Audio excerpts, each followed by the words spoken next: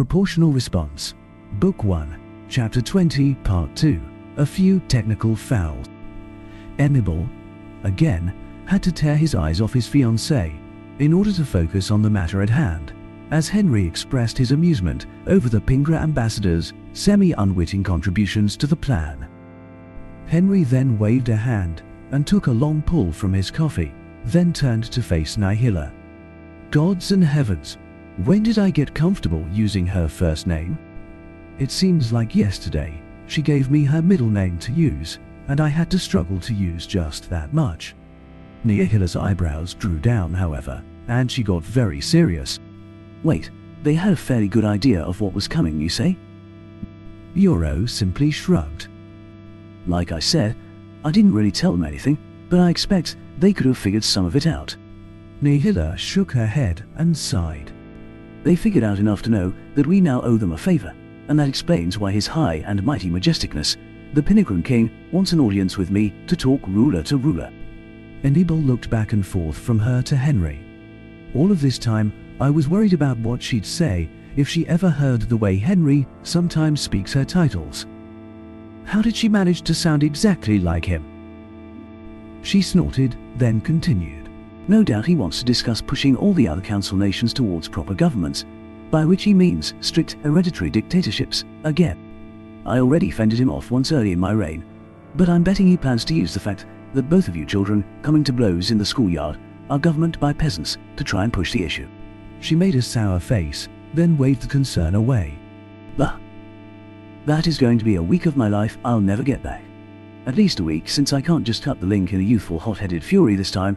Ah, well, nothing for it. Kaz gave her a slightly amused look, which Hannibal translated as, better you than me. And this is exactly why I dodged the throne. She, in turn, stared daggers at him for a moment, then rolled her eyes and looked over at Henry. Henry, however, gave her a sympathetic look and shrugged. I don't envy you those conversations. Ambassador Ditara is a pleasant enough fellow generally, but I find myself strategizing with my intel team about ways to get him to shut up about proper forms of government, and he is only an ambassador. That said, Nihila, I believe the reason you wanted this to be a joint briefing was to discuss war strategy. She nodded. In particular, where you think we should position Venter forces to make the Confederation's lives easier, and what Kaz here should do about positioning the Council forces. We obviously can't position anyone where they are likely to get involved, but positioning them where it would be easy for them to strike might make the Zoltans think twice about their battle plan. Henry nodded, but a sour expression came over his face. It could. Of course, it could also have them running screaming to the Council about your neutrality and divided by, or worse, give them ammunition to throw at Kaz when the Prime Minister vote happens.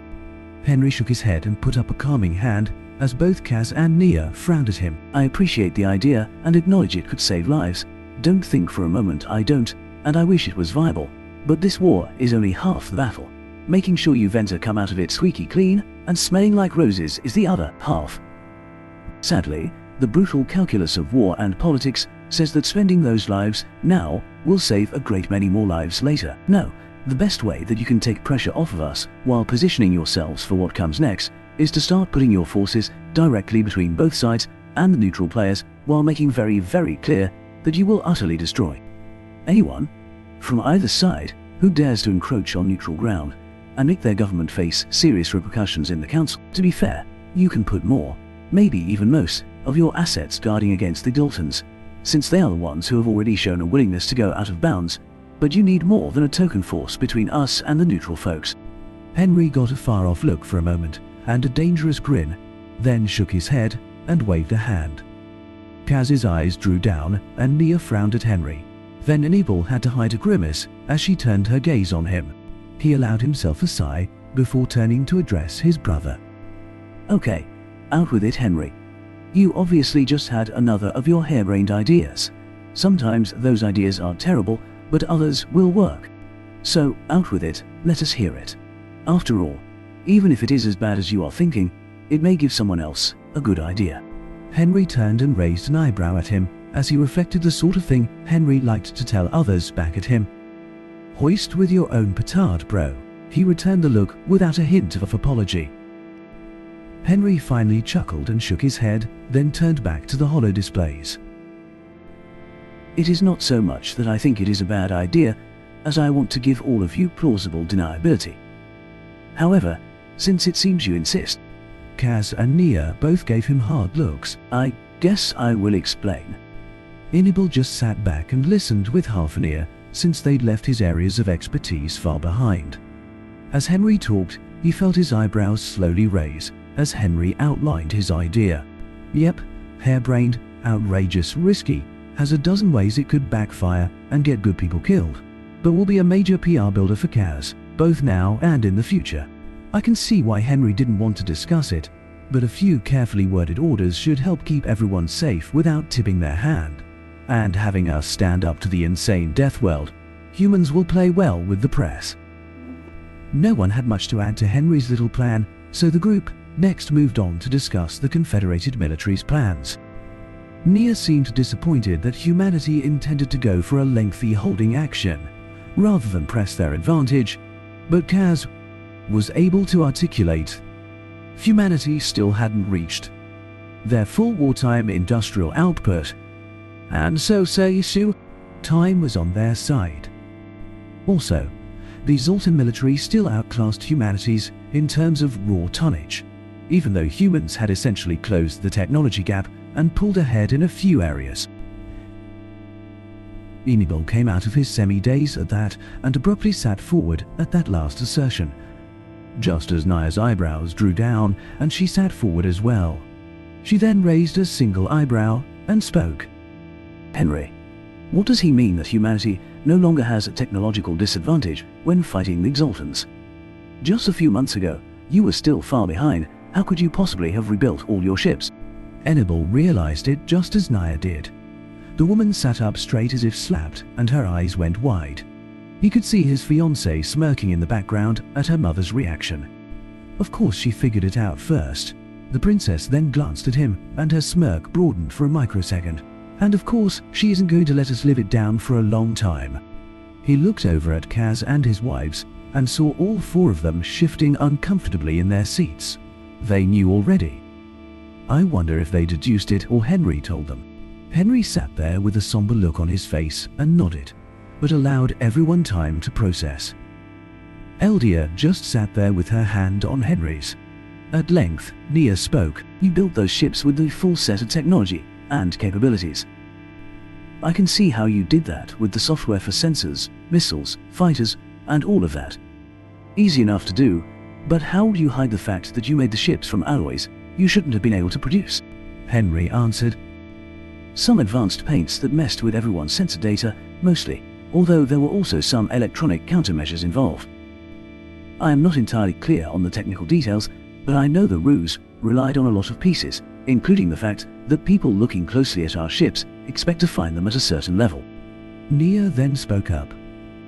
Which is a little above the level you were supposed to have. So you told a lie that you were not stealing tech secrets from the council archives, then presented a believable deception that you had only managed to get a hold of a little bit of out-of-bounds tech in order to hide the larger deception that you'd robbed us all blind. She shook her head and gave a small, rueful laugh. Henry shrugged. There is more to it than that, but essentially, yes. Our intel guys also paid handsomely for the secrets to some of that tech we weren't supposed to have yet. Then, paid for some of it again when they found out that no one's intelligence agencies had caught them in the act. Inibal sat and stared at his brother, then at Kaz. I never had to deal with this sort of espionage before. I am glad Kaz and his wives showed up. If they hadn't, I'd probably be neck deep in these sort of plots, instead of having him here to keep track of it all. Nia just leaned forward a bit and narrowed her eyes. Wait a minute, Henry. You said something about being ahead of the rest of us in some areas. What exactly were you referring to? Henry nodded to her. Let me answer your question with a question, Nia. How many ships do you think were involved in the operations to stop the Altan's opening moves? She frowned, then shook her head. Nope, Henry. We don't have time for games. I'm going to guess that the number is larger than I believe. How about you just tell me by how much and why?